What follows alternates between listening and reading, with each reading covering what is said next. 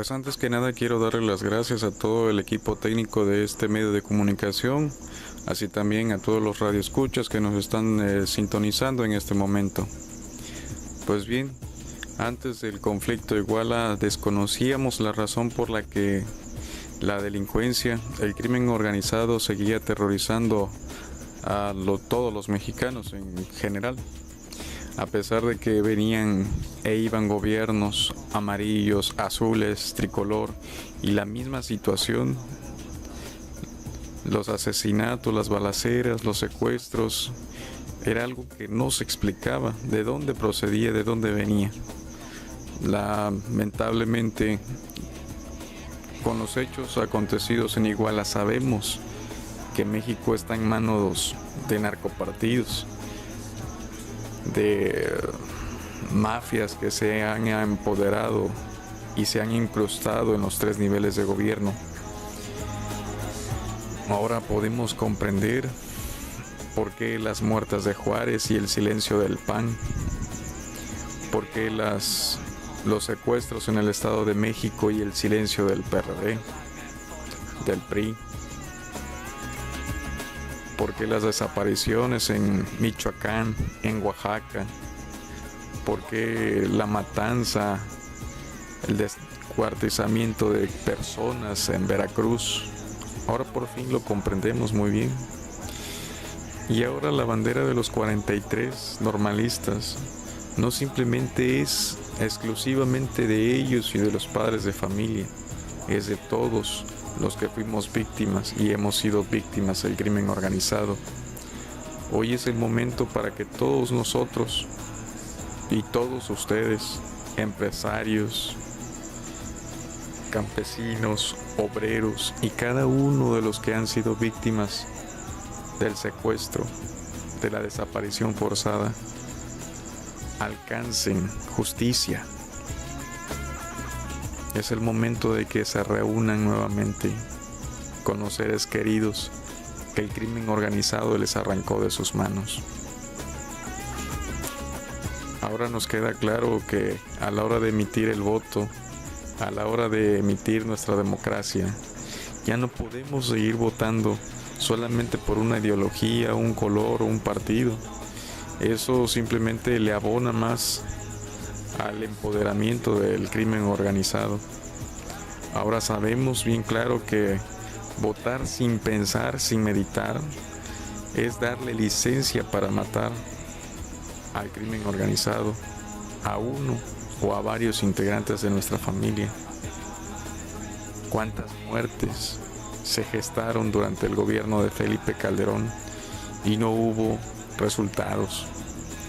Así pues, tanto Enrique Peña Nieto como Felipe Calderón Hinojosa en este momento deberían de ser denunciados ante la Corte Interamericana de los Derechos Humanos por crímenes de lesa humanidad, pero todavía no se ve claro.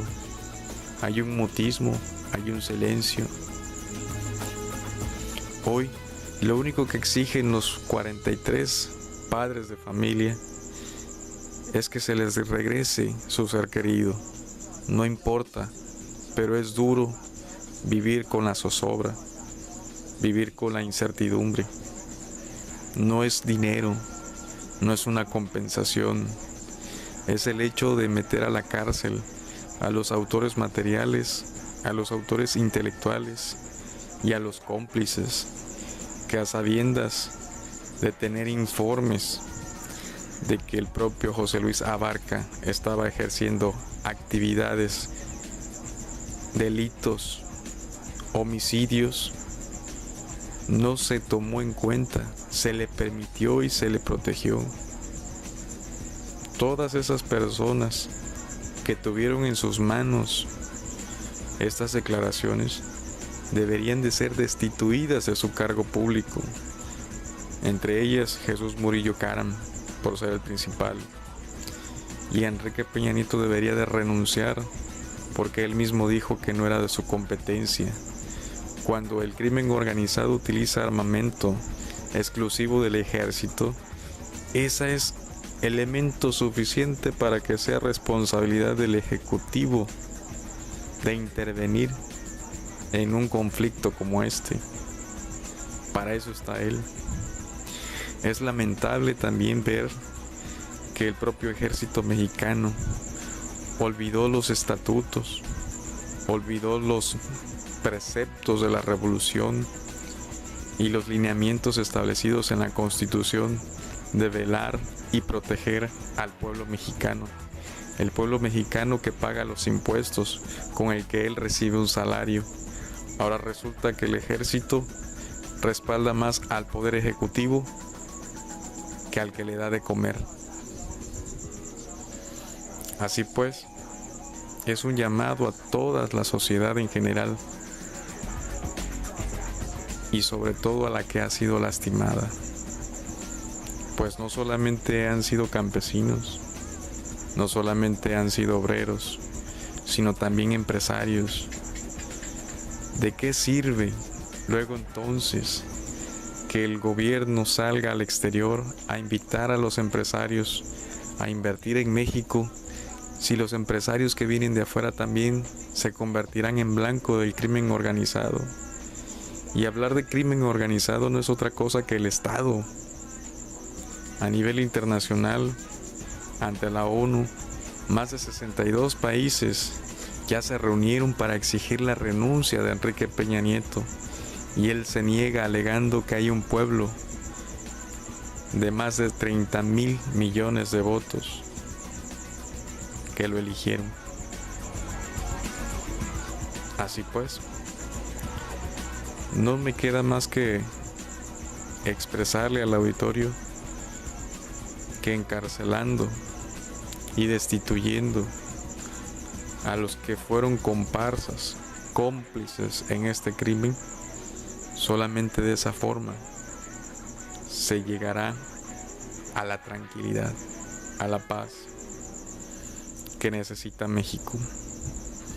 Pero también es una coyuntura muy importante para que los más de 40,000 desaparecidos regresen con sus familias, regresen a su hogar.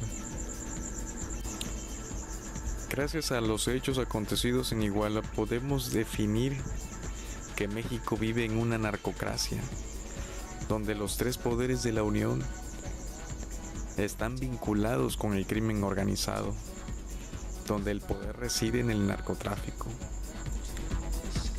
Ahora bien, lo único que restaría aquí en este aspecto es exigirle al gobierno federal que dé protección a la vida de José Luis Abarca, porque desde que fue aprehendido no se le ha permitido hacer su declaración, una declaración que ayudaría a esclarecer los hechos acontecidos en Iguala el día 26 de septiembre y probablemente hasta dar con el paradero de los normalistas desaparecidos.